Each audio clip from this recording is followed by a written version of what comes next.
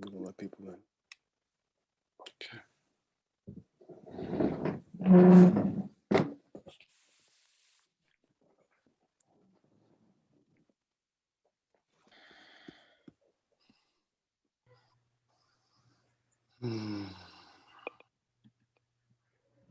Good morning, peoples.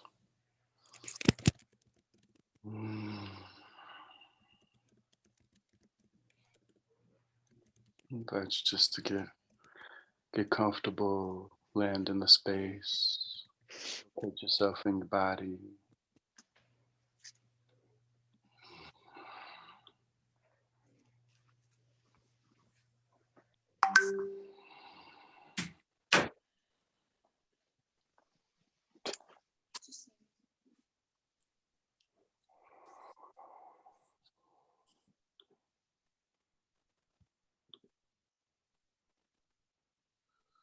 Welcome, everyone. Oftentimes I don't start. And part of that is the ways that I lean on my collaboration and partnership with Amani and his like mythicus, poeticus ways, and the ways that he's able to like jump into sharing and being quite present. This morning, I wanted to invite folks into a slow start where we get to be in our bodies and just notice what's happening around us, what's happening in us.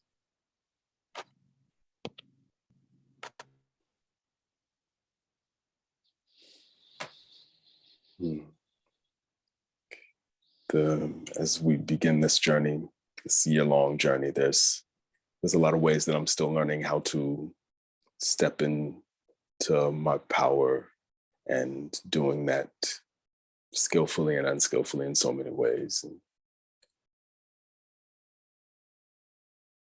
And the ways that like pacing can help, and the ways that it can hurt.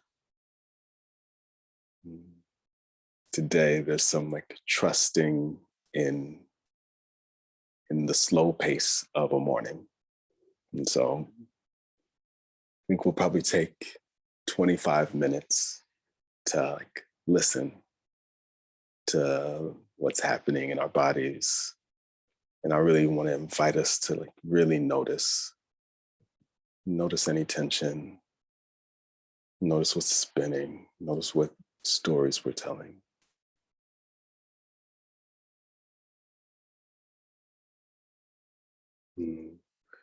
Today, we want to talk about altars, like tending both the altars that we create with objects, sacred objects, and that we use to honor ancestors, and we use to honor deities, and we use to honor ourselves and each other, and the altars of free beings that we are, these bodies as altars. And so I want to invite us to really get present with our altar bodies.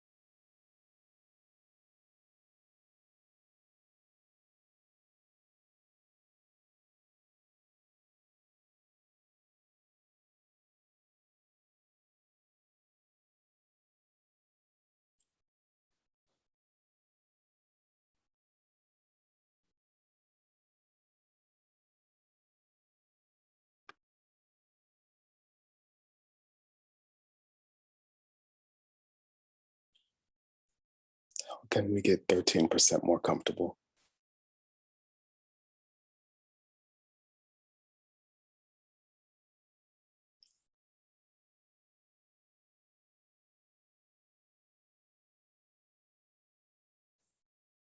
How can we find some relief?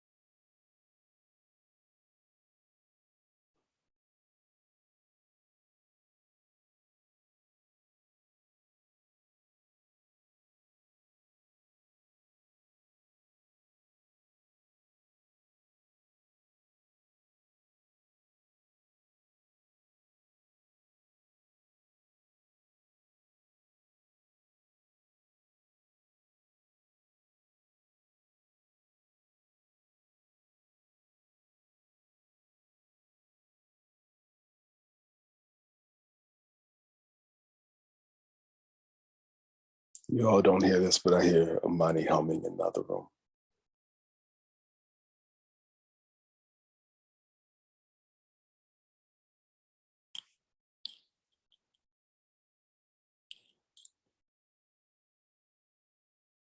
I hear birds, cars.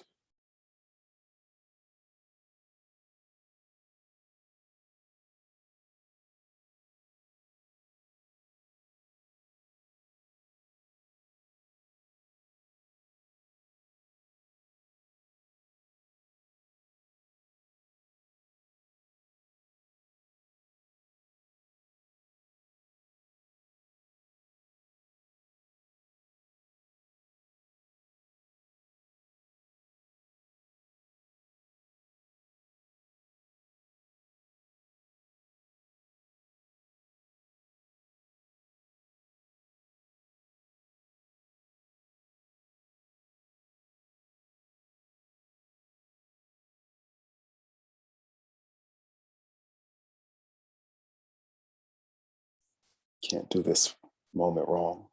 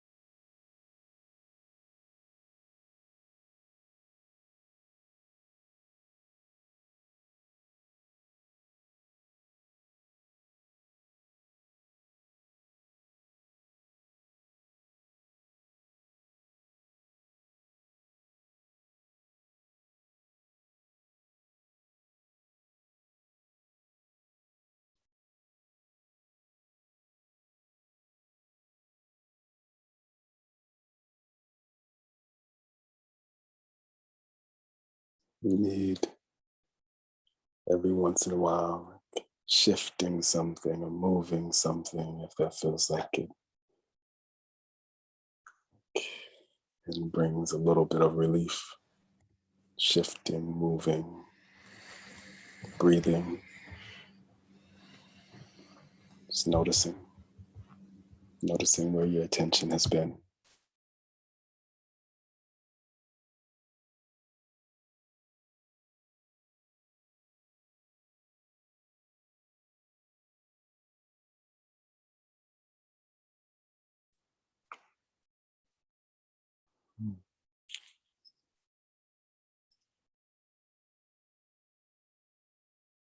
What are we putting at our altars, at these altar bodies? What's in them? What have others put in them?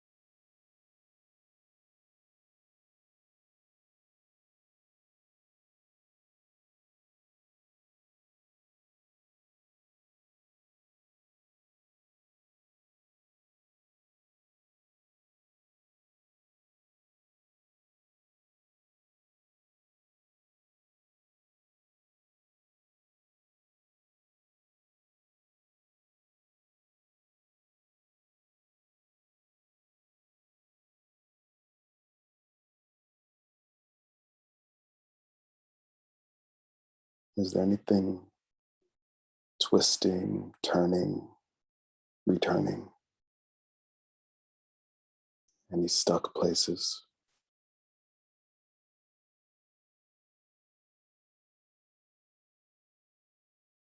Anything asking for more attention, for us to turn toward it, to spend extra time at it?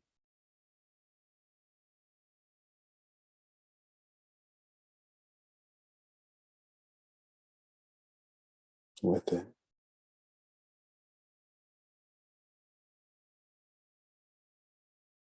Any places that are asking for us to cry about it in these altar bodies, scream about it, fight about it.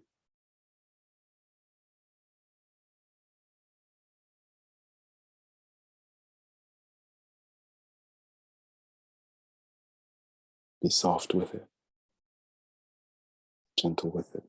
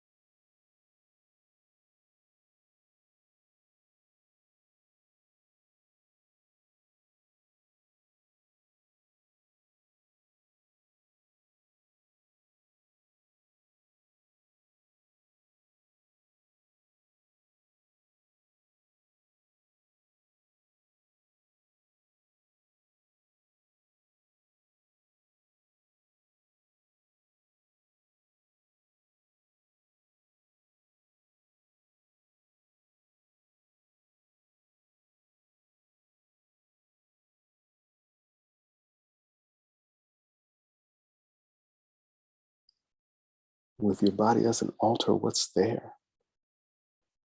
What mantras are you repeating inside yourself as you walk through your days, as you wake in the morning?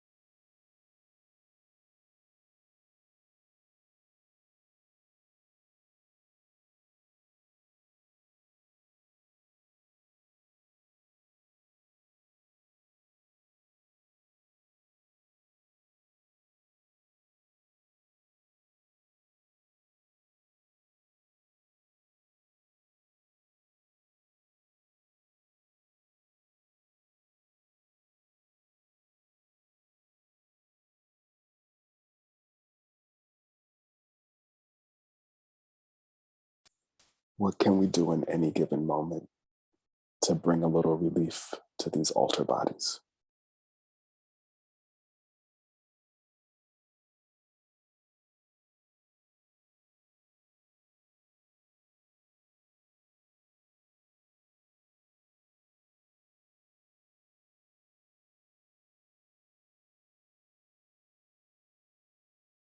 What needs you to shake about it? What's happening inside that's like, I need you to shake it up?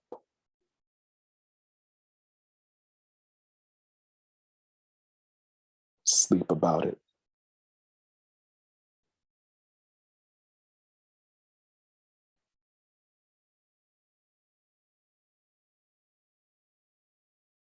Eat about it.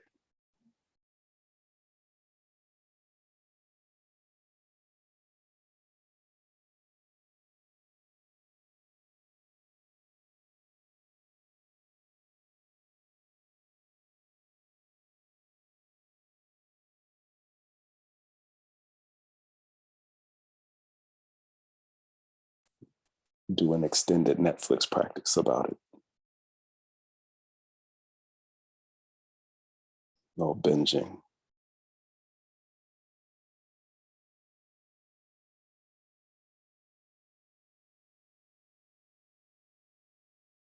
Fight with your best friend about it.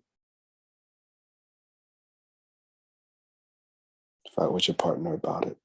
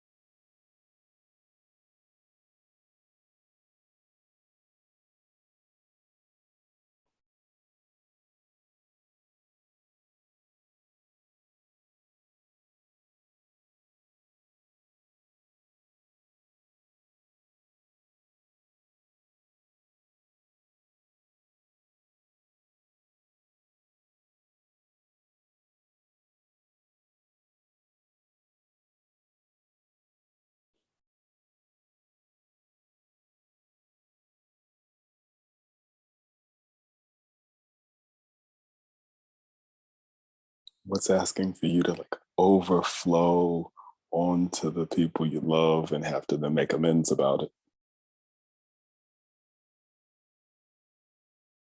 What's asking for attention?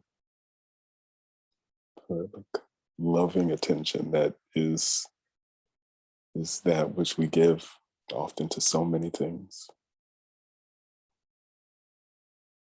Say our attention is love. It's what kids love it so much when you look at them, take time with them. All our parts need it too.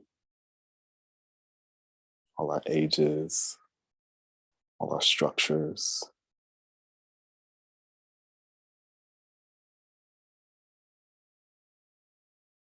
Sometimes we scream about it so long inside of ourselves that it gets real quiet. It stops feeling like it can be heard. Now some things that we're screaming are just quiet, waiting for that attention.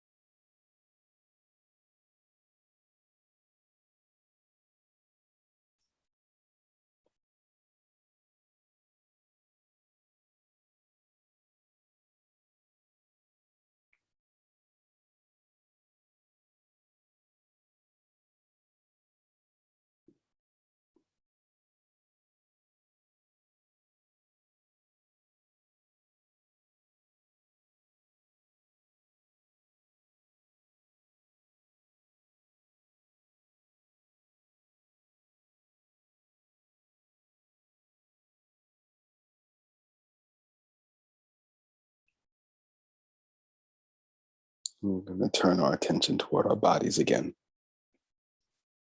I want to invite each of us to start at the soles of our feet. Just like see what you notice. You can move around your toes.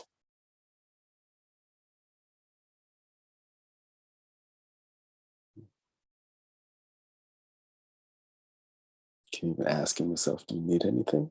You don't need anything?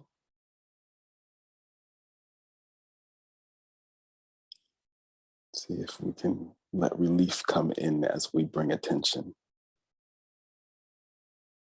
If you feel tension, you can even try to make it tighter, scrunch up your toes, ball them up like a fist, and then release again. See if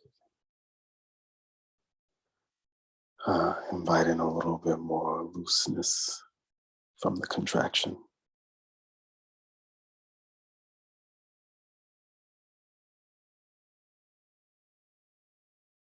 Ankles.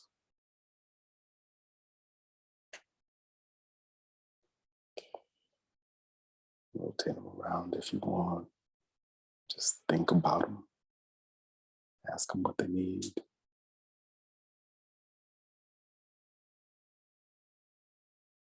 Shins and calves. If you need, you can put your hands on them. You can touch these places. See if what they're wanting is a little touch.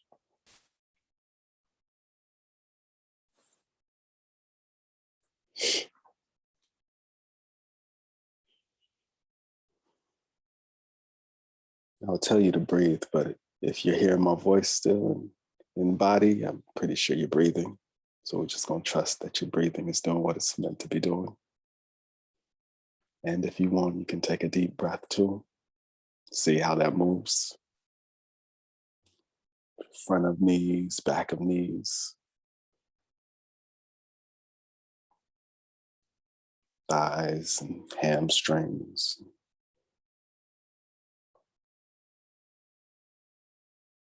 bottoms and pelvis and genitals, hips.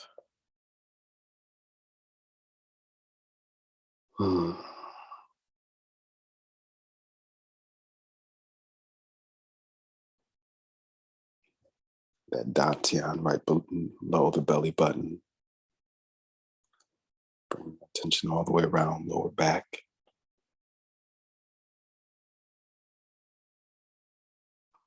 Belly button and belly, that gut energy, that other brain, gut brain. Mid back, chest, shoulders, upper back.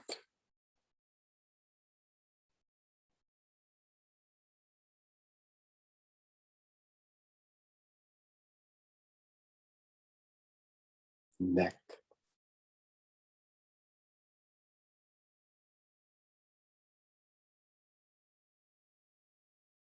chin, back of the head and ears and face. Can take some time with the details. Spend time with your eyes and your nose and your mouth and your hairs.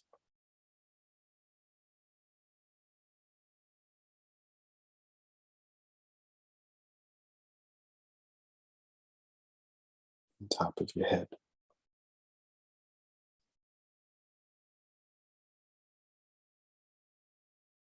See if you can tap into like an energy body that like feels the things that are nearby.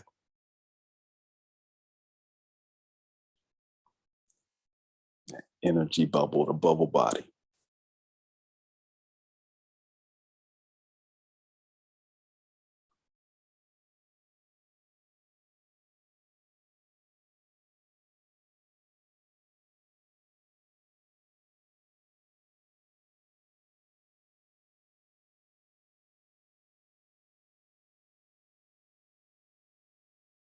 Take a moment to remember that you're Earth too, that you're this planet, that you're the solar system, that you're all the elements. that you're a universe and a multiverse.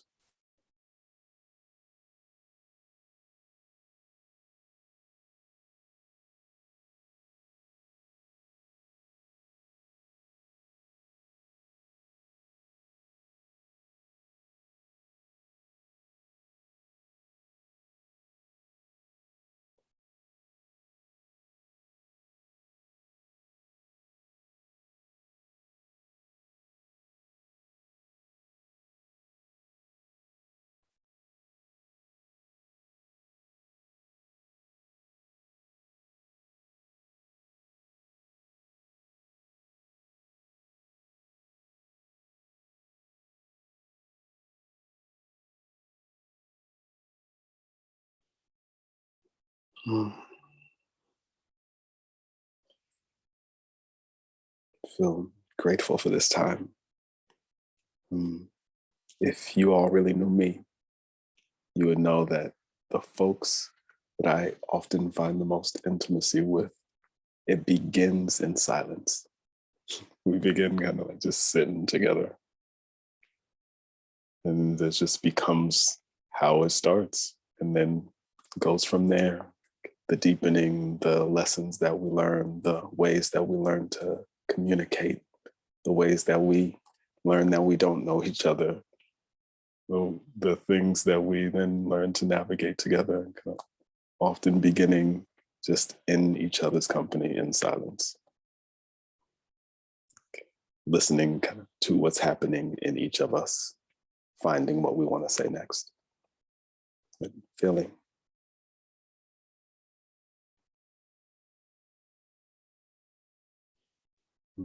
And as one of the dream guides, along with all of you, I would really like to invite us into the experience that we are doing our best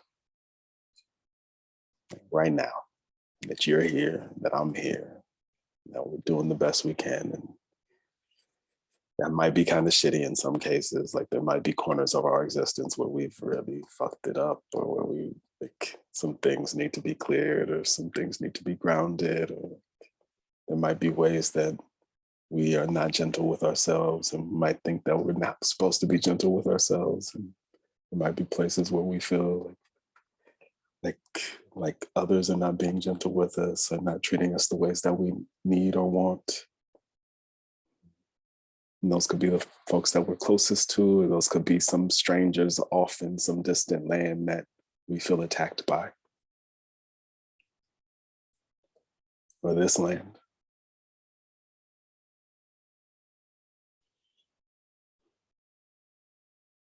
And right now, in this place, as we are in the energy of these bodies, these minds, these spirits, whatever that looks like, the gods that we carry that are ours, these memories that we carry, these structures, these legacy structures that are within us that we carry, that have been given to us, that have been grown in us and unfolded as us, that for some reason, this is what you got, and that is okay. And this is like, here we are. What's up? What's up, world? What's up, other people? Okay, like I'm doing my best. I imagine you doing your best. We might bump heads. You know, this person that I kick it with pretty regularly, Amani will, me and this human bump heads on a regular basis, or like avoid each other on a regular basis, or moving through all sorts of things on a regular basis, and in the like throes of like what it means to be in partnership in all sorts of ways. And also continue to like come to the table and like bring our altars and all the things that we've placed on them to each other. So just inviting in the like the meditation through this day, through your lives. Like, how are you the sacrifice in some ways, the sacred? How are you the altar? How are you the like the perfect manifestation of a strange, awkward, amazing world? And what do we do?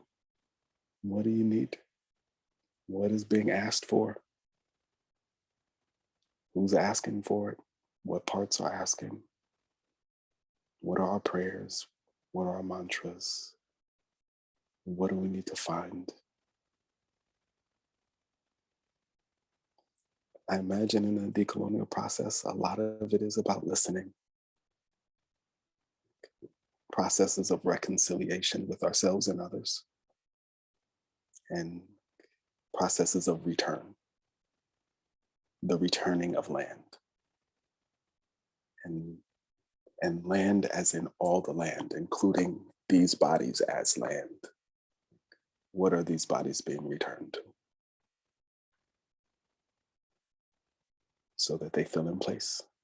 And so that all those that are connected to us in this land feel in right relationship. Hmm.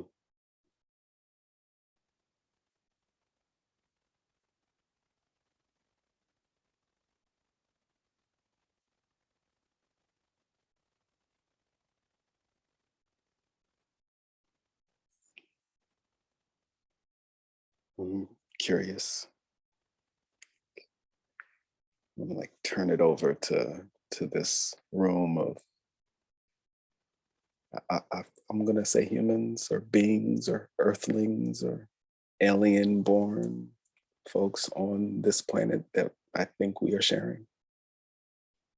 What arose in bringing attention to yourself as altar? Did you hear of any needs that might be wanted? Did you notice any desires or just things that you feel like I want to share? I want to share right now with the folks here. I'm just gonna open it up and let the silence run for a while. If you want to share your voices, yeah. If not, at some point we'll turn it over to blessed Brother Amani will to be at the altars that we create with these altar bodies.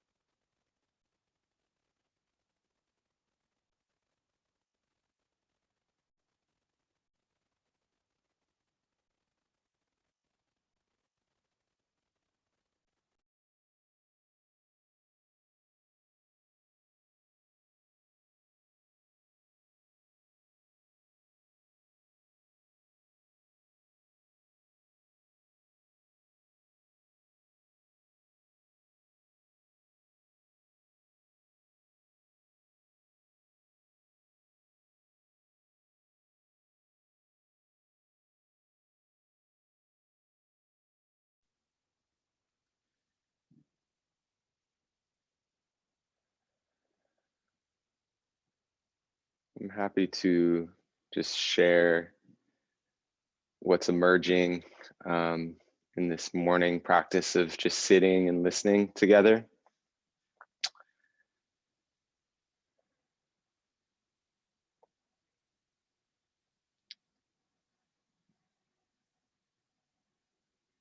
I think I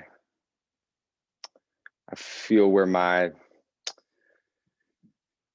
senses gravitated this morning in the space and the silence and the sitting and the listening and observing was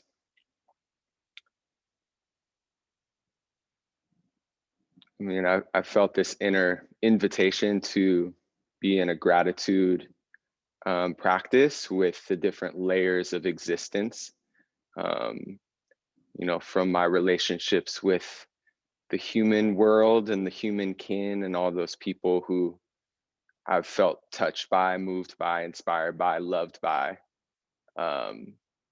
challenged by, pushed by. And so, and then just kind of allowing myself to cycle through the layers, you know, of the human connection, the connection with the earth and the soil and that which, you know, gives life and sustains life, and the plants and the trees, and just kind of taking time to be with the different layers of existence, the layers of creation. And so, yeah, I appreciated the space to do that with all you bodies in the same space, doing whatever y'all are doing. And I think what's emerging for me right now in this question of decolonization was, it felt like a practice of relationship, of tending relationship, which with that which is around me and inside of me. And so there feels like there's something around this curiosity around the relationships that we have with the elements that sustain life, with those around us, and how am I tending those? How am I showing up for those? How am I being impacted by and impacting those relationships? So that's some of what was coming up for me.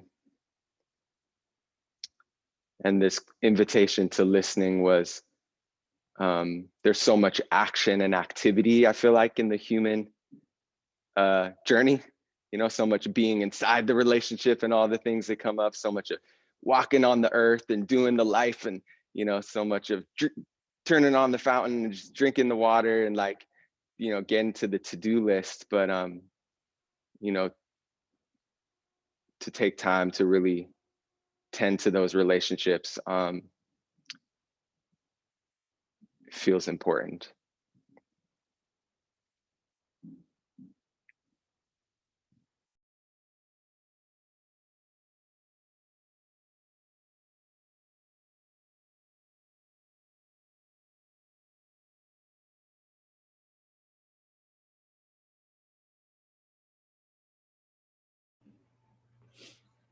This morning, I felt like I was falling short of a lot of benchmarks, standards that I was holding myself to, things that I believed I needed to accomplish in a certain timeline. And it got almost to the point where I was like, you know what, I don't want to, I can't afford to give myself this time with the HoodHippie universe, or I don't deserve this time with the HoodHippie universe. And I recognize that as, like, that's that old tape, that's that old, like, punitive, you're not good enough, you have to prove yourself kind of way of being that has operated for me for so long. And I realized that, like, when that's there, that's when I need to take a break. That's when I need to take a step back and allow myself to be held in community, and allow myself to hold myself in just awareness of what's going on internally. So I really appreciated that invitation by Motabi to just pay attention to what's happening inside, and also the bit about being kind to ourselves, that we're doing our best. That's something that I have to remind myself of every day. So thank you.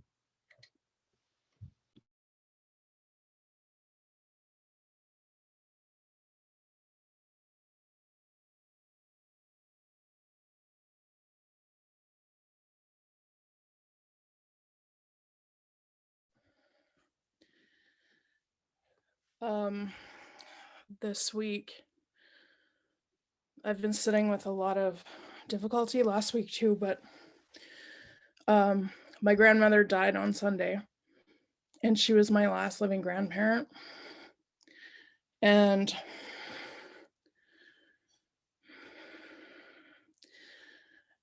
as I continue on this journey of decolonization and reconciliation with myself, I'm aware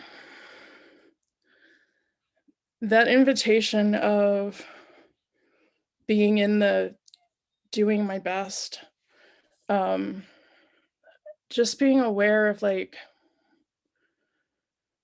how much of that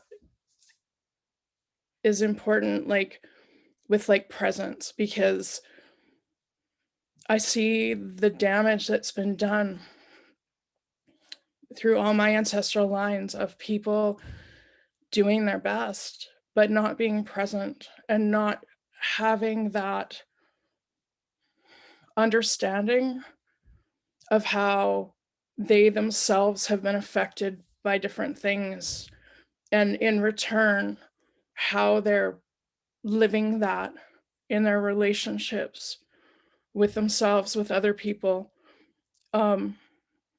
But also like the tremendous compassion that I have for that, because they were doing their best. And the part of me that wants healing and wants change, I have also feel like deeply called to make peace with what it means if somebody's doing their best, but the majority of what has happened relationally is harm. And like how through my desire to distance myself from harm, from experiencing it, but also creating it and causing it, it causes more harm because of that lack of presence and that lack of embodiment. And I'm just really feeling that in my body today, like just a strange sense of ease with it. And how grateful I am, like, in spite of all the harm that's been caused, is like also all of the beauty of the lives of the people that I love come from these people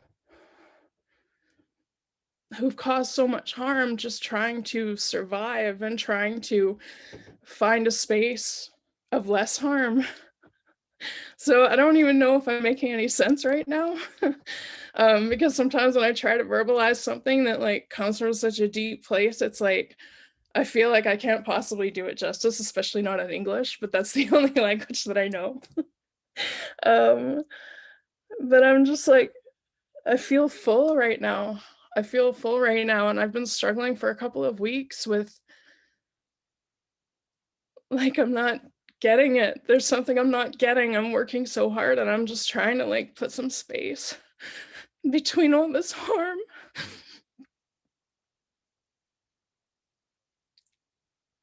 But knowing that it's about coming home to it and owning the parts of it that I don't want to own because they've been abandoned too. Thank you.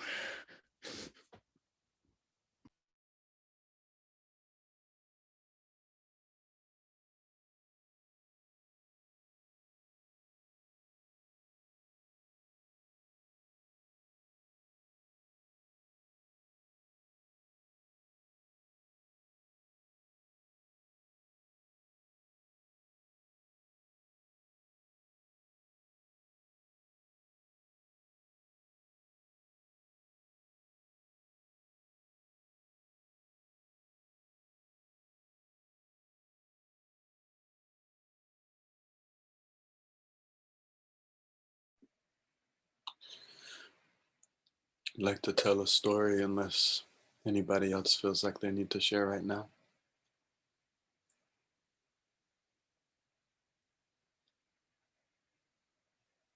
Good morning, everybody.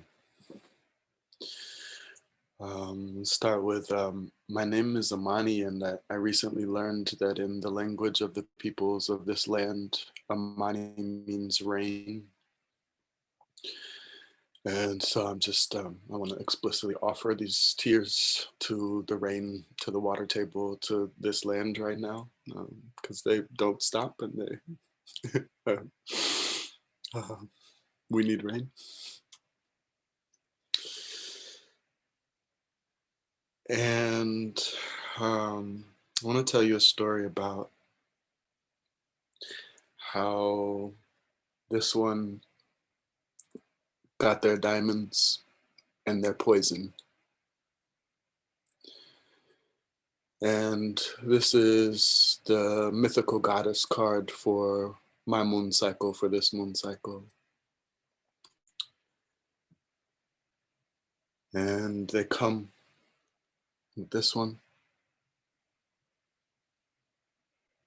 That last one was self-destruction, also known as oppression in another tarot deck in the traditional. This one is the scaling justice fool. And today we land on this one. And this is the weightless universe of the scaling justice fool. And we end the Yoruba week, the Kajota calendar, which is a 4-day calendar, with this one, where we have the Caduceus, the Kundalini, the snake energy unified. So I have these 5 snakes on my altar right now. And I had to pull this out today at the altar and keep my hands on it while we were meditating and praying. And what you all just shared just helps me understand more of why.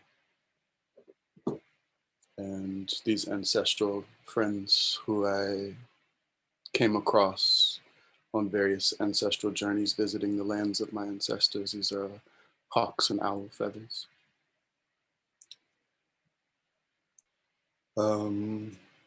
So there was this vine in the southeast, in the lands of my peoples, the Aniunwiwa, the Choctaw, the Okomogi, and more. And this vine and the humans were close. The humans there built their homes using the vines and fastened things together, and like had all sorts of uses for this vine. Over time, somehow the vine became poisonous to these humans. And so poisonous that the humans began to like touch the vine and die. And everybody was confused and in pain and like in upheaval around like this thing that we have built our homes with all of a sudden is poison to us.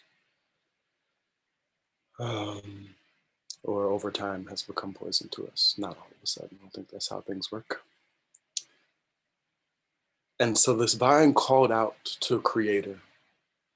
And the vine was like, Creator, how could I become poison to my people? Like, what's happening? What do I have to do? I need my people need me. Like, what's up? And Creator was like, you know, there's poison in this world, and it's part of the medicine of this world, and I can't take away the poison in the world. But if you can find others to hold some of the poison, we can redistribute it. And so Creator and the vine called a council with all of our relations and asked, is anybody willing to come take some of this poison? And what it will mean is that you will have to live isolated from the humans because you will be poison to the humans. And so after some time, all the animals conferenced and conferred with each other and checked in with themselves. And eventually the reptiles agreed. They said, you know, we're pretty, like, we like to be with ourselves a lot anyways, and we'd be willing to do that for you. And so these 4 snakes came forward. And first snake came forward and took a rock and threw the rock up and smashed its tail. And then its tail was broken, and so it would rattle. And it said, I will use my broken tail to remind you to keep your distance from me, because I am holding medicine that is poisonous to you. And so I will not attack you, but if you forget and you, like, I warn you, I'll be like, yo, remember we made that agreement? I got this poison, we got to keep our distance. And so these 4 snakes went through this process of decorating themselves, some through wound and some through art. The coral reef snake went and like created a fire and rolled itself in ashes and grabbed some coral from the ocean and broke it down and created a paint and painted its body. And it's like, these colors will remind you that I am holding this agreement. And cottonmouth snake was like, I love the river. If I can be in the river all the time, I'll be okay. I'll miss y'all, but I'll be with this river. And so it stuck 2 pieces of cotton in its mouth so that it would always be thirsty and have to stay with the river. And I'm actually forgetting who the 4th snake is, and I apologize to that 4th snake, and I'll share this story somewhere with y'all. And so these 4 snakes made these agreements, and they became these new snakes. They became different beings with different bodies, agreeing to keep a distance from the humans in order to hold this poison so that this vine could be close again with the humans. And this vine then became a medicine, and it became a medicine and a poison, where it could still kill you if you took too much and you had too much. But if you had the right amount, it would remind you of your connection to Creator, to the agreement that all of creation makes to hold this experience together.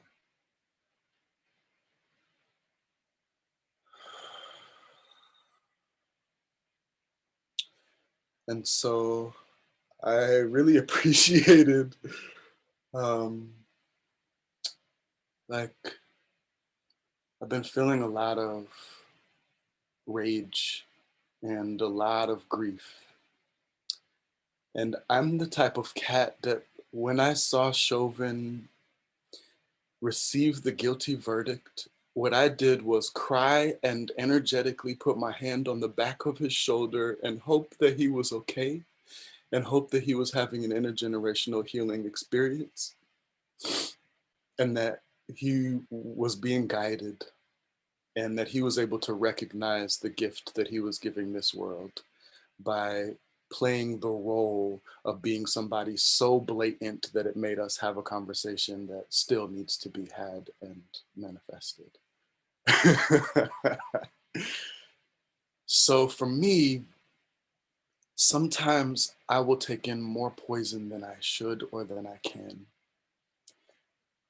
because I want to hold the poison, because I want us to be together, because I have taken the poison path, because I am a medicine man, because that is how I was born, and the parents that I was born to helped me be this way.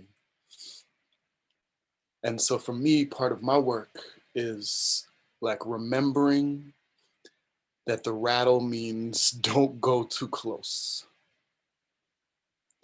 And remembering that I also have a rattle. And so for me, so much of my work is this boundary work.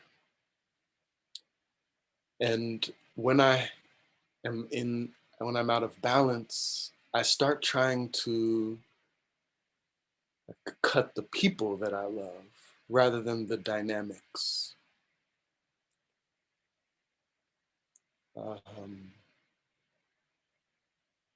And the cutting, right, of this vine that I may be tangled in that feels like it's too poisonous in a moment when I start trying to cut.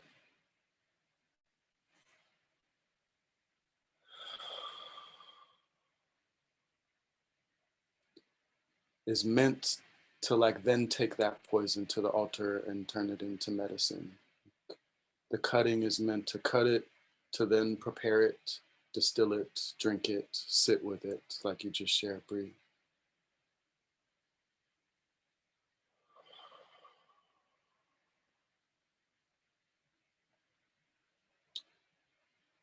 And when I'm clear with this and I'm keeping right relationship with distance and closeness, it's much easier to have that self-compassion, to have that self-love, because I'm not tangled up in the poison that I'm like feeding myself, feeding others, like trying to get rid of, thinking it's somebody. It's like, it's the snake, but it's the vine. Like the vine is trying to fucking eat me, but it's actually just the vine. And if I can, it's actually like,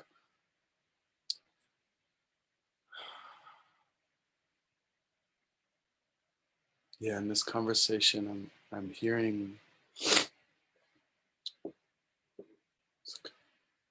preparing for today, I wanted to talk about ancestral relationship to pain and pleasure.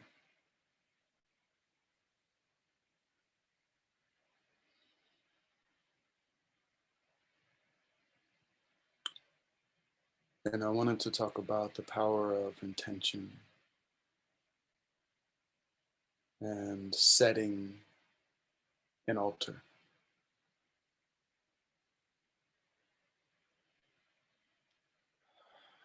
And in this conversation, I'm hearing that in our intention, the lodestone of our compasses, the filter through which we create, even maybe the source of our creative energy, intention,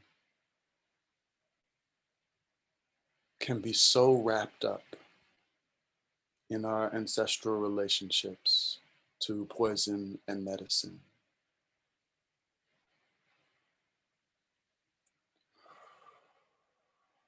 And so there's so many questions.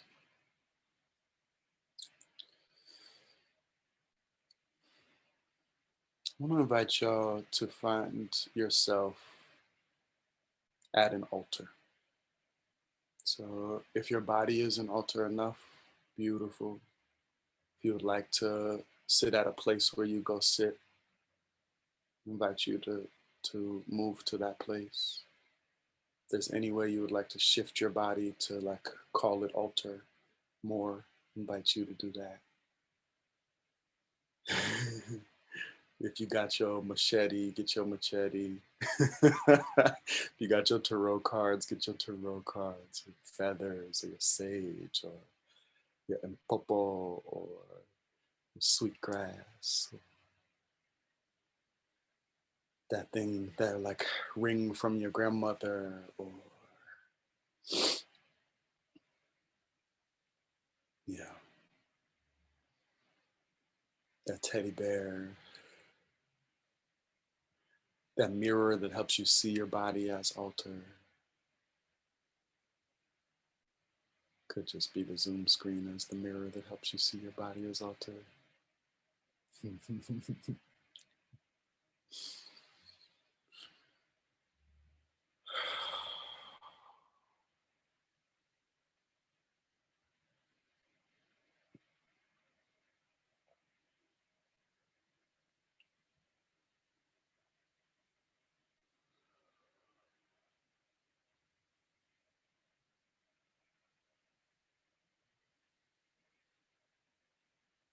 And I want to get curious together about our ancestral relationships to pleasure and pain, to poison and medicine, to right relationship, distance, style, practice, pattern.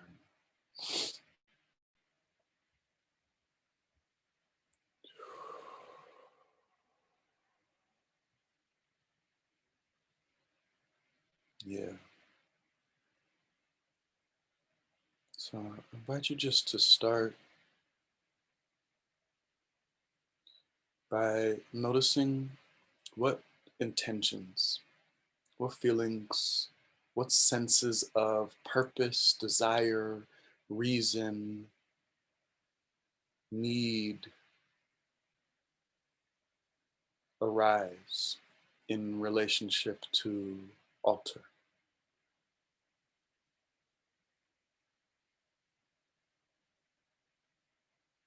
This place where the holy lives.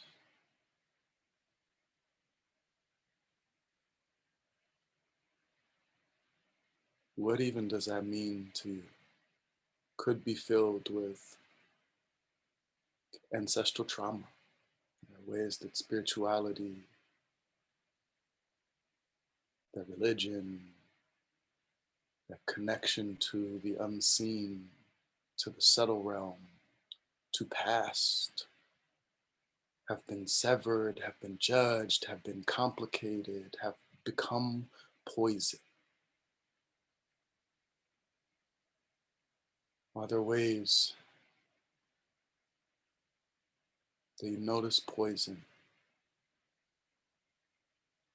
in your relationship to altar, to sacred, to place and sacred together?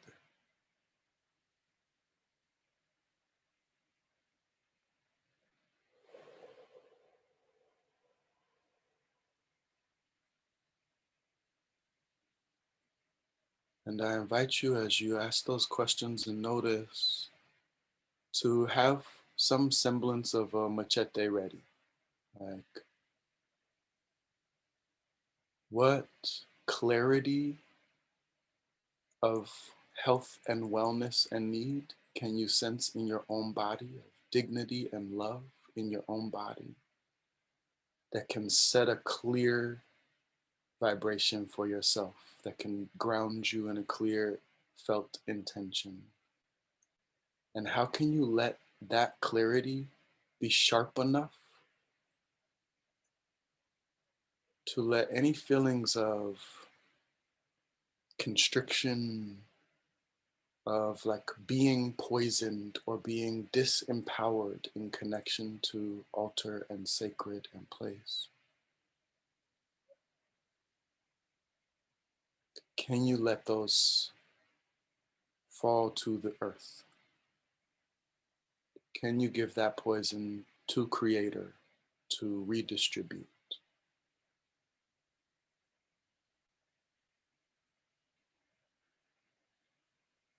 Can you gift yourself some semblance, and it could be teeny, of a like sharp cutting clarity that allows for spaciousness?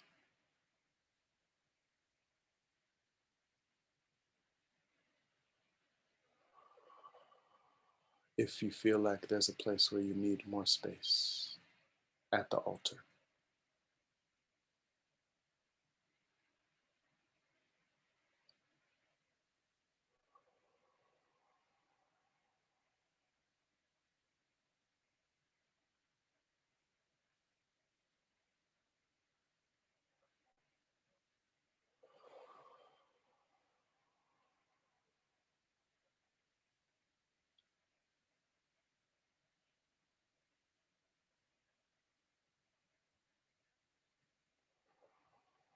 See if you can find 13% more space for yourself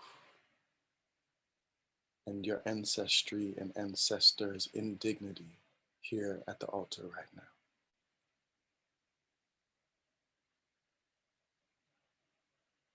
Use your breath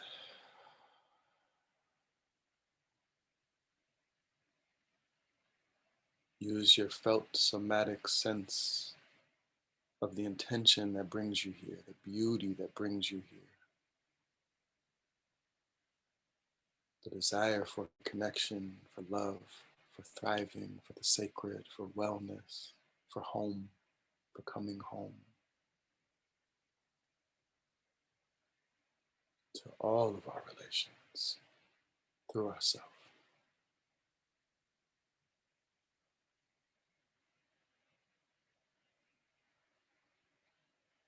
Can you trust yourself with this? No matter what your ancestors have done, no matter what you've done or haven't done, can you trust yourself with the sacred, with the holy, to open to it right now?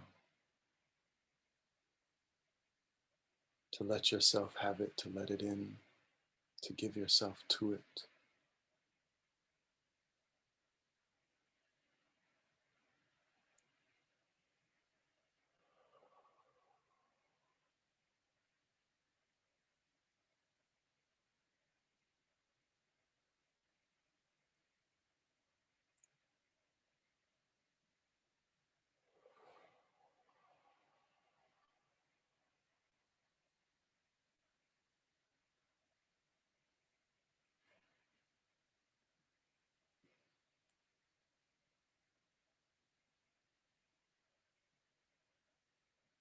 And can you give some of that space, that trust, that beauty, that sacred, to any sense of harm, to any sense of poison that you find in yourself or in your connection to altar, to ancestry, to sacred, right here, right now? Can you honor the ways that you have said yes to holding some of the poison of this world? The ways that whether you said yes or not, you took it on. The ways that your ancestors passed it to you because same for them. Can you honor that poison as medicine right now? Bree was inviting us to do.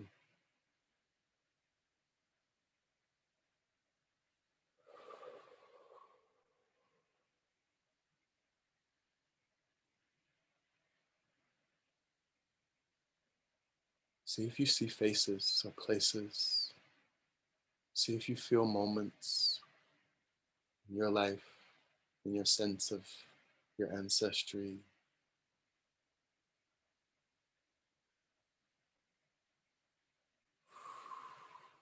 And let beauty and sacred and love as intention be machete.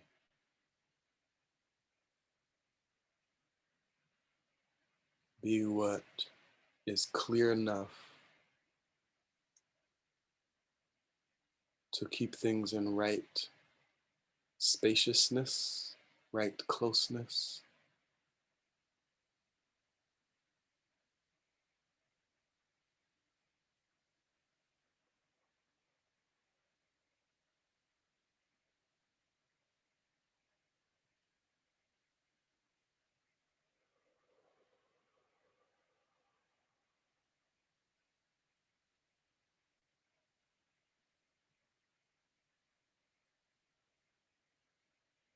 To turn poison vine into medicine.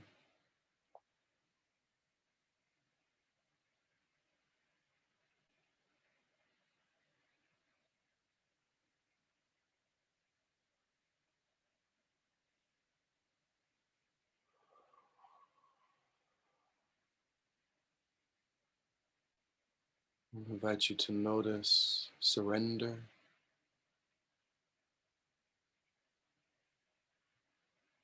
Surrender to this love. Surrender to beauty. Surrender to sacred and to your intentions connected to that. Let beauty, let what's sacred to you, that which wishes medicine for everything, and that which can sense that there might be medicine in everything. Let that have you as much as you can right now.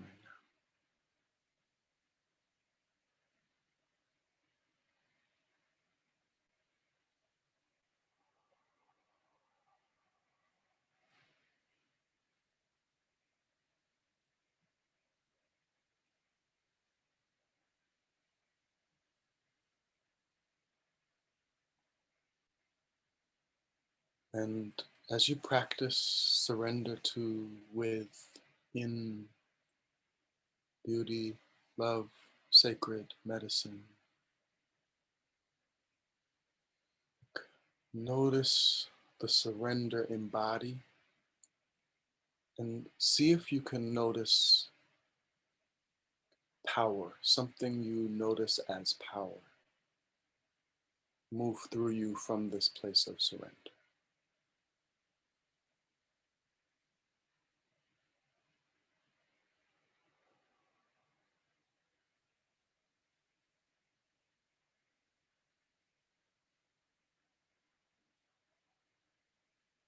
Power of vulnerability,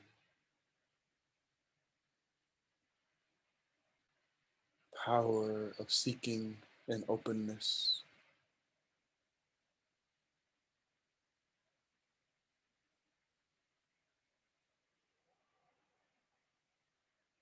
power of focus, intention, returning again and again to finding an experience in oneself.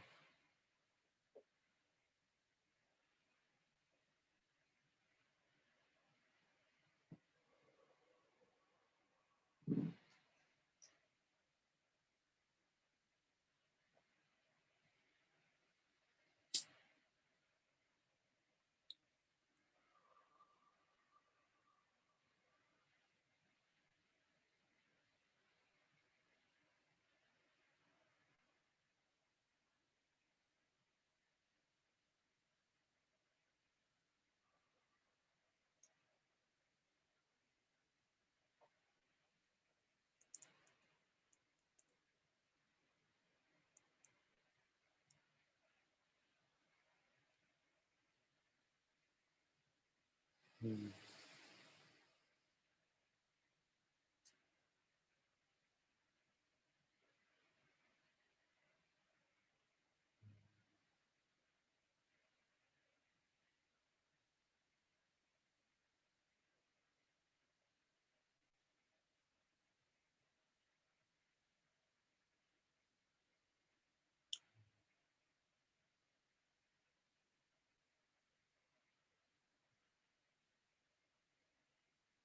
Sometimes when we are filled with poison,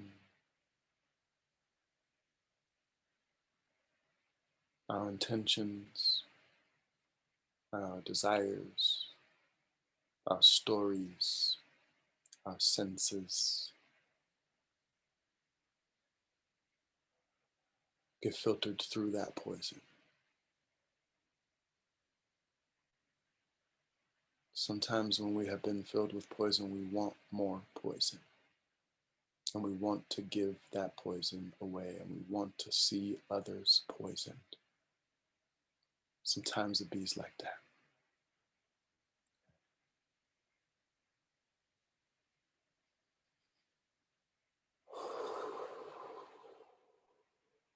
Can even that be part of the medicine of a long evolutionary journey that we're on?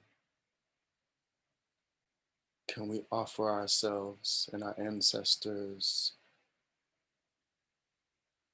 just a little bit of forgiveness, just a little bit of understanding, just a little bit of humility, knowing that we don't know everything?